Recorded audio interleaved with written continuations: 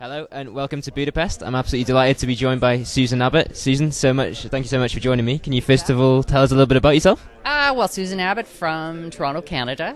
Happy to be visiting Budapest for the first time. It's a wonderful city and looks like a great conference. It's pretty nice outside. I'm sorry we're inside, but the content's worthwhile.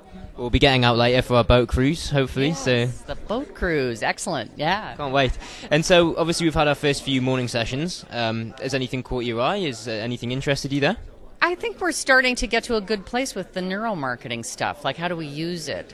It's been all buzzy about, behavioral economics, and I think I'm starting to see maybe how to use it more, which is very interesting. Okay, and I've heard a little bit of buzz about Sarah's research presentation about the disability, accessing disabled participants in research. Did that interest you?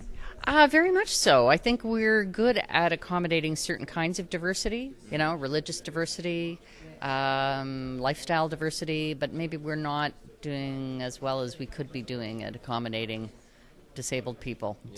Yeah. So it gave me a lot to think about. One thing was, I thought when I'm doing online projects, for one thing, I should more often make sure I'm including a video version of the question for people who are not big readers. Okay, yeah. That's a good point. And I hadn't really seen that before in market research. Was that just me, or is this like a new concept that was? To include disabled? Yeah. Well, I know the guidelines, the ethical guidelines, at least in Canada, and I'm pretty sure SOMARs say that you shouldn't be deliberately excluding anyone you don't have to. But certain things, verbal skill, I guess, we tend to screen for that, and we should think about maybe other ways of doing that. I think it's given people a lot to think about, actually. Okay. And so, moving forward, you're going to be doing a little poster session. Yes. Can you tell us about that? Looking forward to that. Okay, well, I'm going to be talking about how I think cost per interview is really not a good metric. When a client is evaluating, should we do focus groups, should we do labs, should we do online, extended online, a community, webcam interviews. A cost per interview doesn't really help you understand how much data you're going to get or what the best methodology is. And so I'm going to talk about that and show a little bit of comparisons. Okay, so it's like a new metric, that's essentially.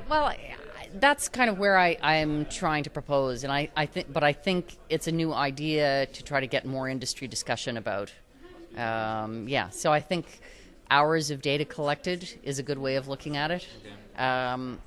Words per person is one of the things I'm going to show for 5 different methodologies, how many words per person you get, and it's I think people will find it illuminating. So awesome. And so when can we look forward to that for our viewers that can tune in? Hang on to like 2:30 or 3:30 or something. So and fight with a bunch of other really good-looking poster presentations for people. So come to mine.